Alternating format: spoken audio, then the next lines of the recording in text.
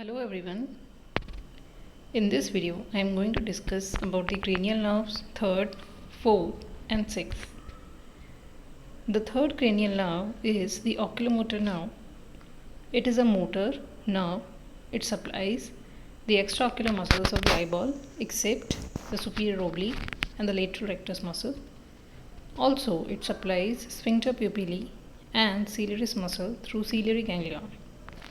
Functional components of this nerve includes somatomotor fibers, which are supplying to the extraocular muscles, proprioceptive fibers, these are also supplying to the extraocular muscles, general visceral efferent fibers, these are for constriction of pupil and for accommodation. Oculomotor nerve has two motor nucleus. First, the main motor nucleus. It supplies to the extraocular muscles of eyeball. This nucleus lies anterior to the cerebral aqueduct at the level of inferior colliculus. In the diagram we can see this is the transverse section of midbrain, and here this red color area, this is showing the main motor nucleus of the oculomotor nerve. Other nucleus is the accessory parasympathetic nucleus, which is the Edinger-Westphal nucleus. It lies posterior to the main nucleus. It receives corticonuclear fibers from pretectal nucleus for direct and indirect light reflexes. So this Edinger-Westphal nucleus is lying posterior to the oculomotor nucleus. In this diagram we can see this purple colored nucleus just lying to the posterior of the oculomotor main nucleus is your Edinger-Westphal nucleus. Then the origin of the oculomotor nerve is by the oculomotor nuclear complex, which is situated in ventromedial part of the periaqueductal gray matter of midbrain at the level of superior colliculus. This oculomotor nuclear complex has been divided into 6 segments. The dorsolateral segment supplies to the inferior rectus muscle, intermediate segment supplies to the inferior oblique muscle, ventromedial segment it supplies to the medial rectus muscle, caudal central segment supplies to the levator palpebrae superioris muscle, median raphe nucleus it supplies to the superior rectus, and the Edinger-Westphal nucleus supplies to the sphincter pupillae and ciliaris muscle. So this is the main pathway for the oculomotor nucleus. The frontal cortex gives message for the contraction of the muscles of the eyeball. This message transmits to the Edinger-Westphal nucleus as well as the oculomotor nucleus. These nucleus combine to form the oculomotor nerve. This oculomotor nerve then supplies to the extraocular muscles of the eyeball.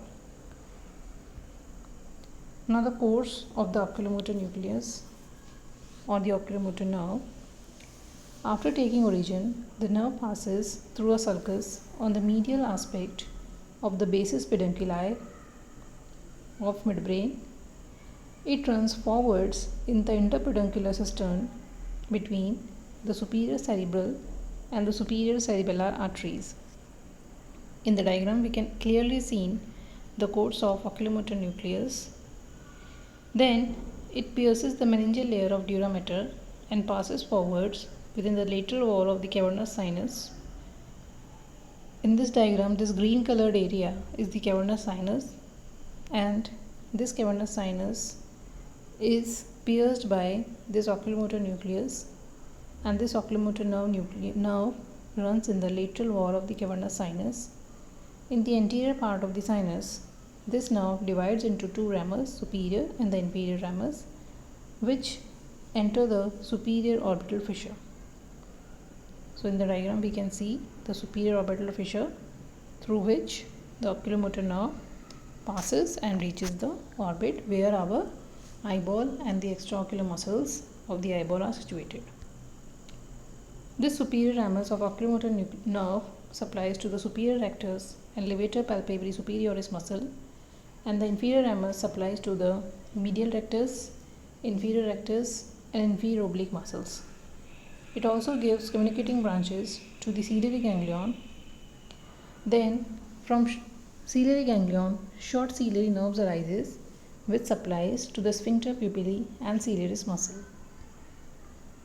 Now the communications of oculomotor nerve. In the cavernosus sinus, it communicates with the sympathetic plexus around the internal carotid artery and with the ophthalmic nerve. In the orbit, it communicates with the ciliary ganglion.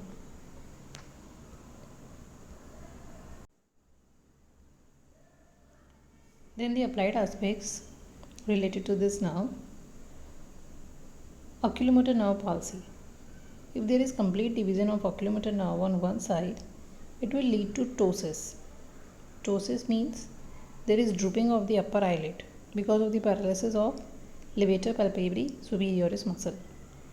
Then external squint because of the paralysis of the muscles supplied by the oculomotor nerve. Then dilated and fixed pupil, loss of accommodation, protrusion of the eyeball and diplopia. This is all because of paralysis of the muscles which are supplied by the oculomotor nerve. Next is Weber syndrome. There is ipsilateral lower motor neuron paralysis of eye muscles supplied by oculomotor nerve and contralateral upper motor neuron paralysis of the body due to interruption of corticospinal tract of the basis peduncular. This occurs in the Weber syndrome. In the diagram, we have highlighted the area which is damaged by in the Weber's syndrome. Next nerve is the trochlear nerve, that is the fourth cranial nerve. It is a motor nerve and it is the most slender nerve of all. It supplies to the superior oblique muscle. The functional component of this nerve is somatomotor. This nerve rises from the nucleus, which is situated in the periaqueductal grey matter of the midbrain at the level of inferior colliculus. In the diagram we can see this is the transverse section of midbrain at the level of inferior colliculus, and here we can see the trochlear nucleus which is lying in the periaqueductal grey matter. Now the course of this nerve. At first, the nerve runs forwards, downwards and laterally, and then winds backward around the central grey matter to decussate with the nerve of the other side in the anterior medullary velum. Then it emerges through a depression below the inferior colliculus, as we can see in the diagram. After taking origin, it decussates completely and then runs along the basis pedunculi. It runs forwards between the posterior cerebral and superior cerebellar arteries. Then it pierces the meningeal layer of the dura mater and passes forwards within the lateral wall of cavernous sinus. Then it enters in the orbit through lateral compartment of superior orbital fissure and supplies to the superior oblique muscle. Now the communications of trochlear nerve. In the cavernous sinus, it communicates with the sympathetic plexus around internal carotid artery and with the ophthalmic nerve. At the superior orbital fissure, it communicates with the lacrimal nerve. Now the peculiar features of this nerve. It is the only cranial nerve which emerges through the dorsal aspect of the brainstem. It is the only cranial nerve which undergoes complete decussation with the nerve of opposite side before emerging from opposite side. Now the clinical. Trochlear nerve palsy. If trochlear nerve is injured, the superior oblique muscle is paralyzed, which causes inability to turn his eyes downwards and laterally. Then the person move his head in such a way that it gets tilted to compensate the vision. In the diagram we can see the specific head position acquired by a patient of trochlear nerve palsy. Next is the abducens nerve. It is the sixth cranial nerve. It supplies to the lateral rectus muscle. It is a motor nerve. The functional component is somatomotor and it arises through the nerve of nucleus. The nucleus of nerve is situated beneath the floor of fourth ventricle in the facial colliculus of the pons, and superficially from the nucleus the abducent nerve passes forwards and downwards and appears between the lower border of pons and upper end of pyramid of medulla. In the diagram we can see this red color nucleus and the nerve emerging is the abducens nerve, and the diagram below we can see at the lower border of pons and upper end of medulla close to the midline the nerve emerging is the abducens nerve. Now the course from the brainstem, the abducens nerve passes forwards, upwards and laterally and lies dorsal to the anterior inferior cerebellar artery.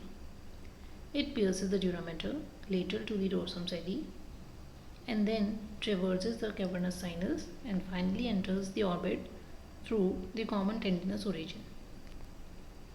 Now the peculiar features of abducens nerve: it changes its direction 3 times, it bends twice at lower border of pons and upper border of petrous tempore. In the diagram we can see this is the bending of the abducens nerve at its origin from the pons. Now the applied medial squint. Due to injury of the abducens nerve, it causes paralysis of lateral rectus and this will result into medial squint or convergent squint.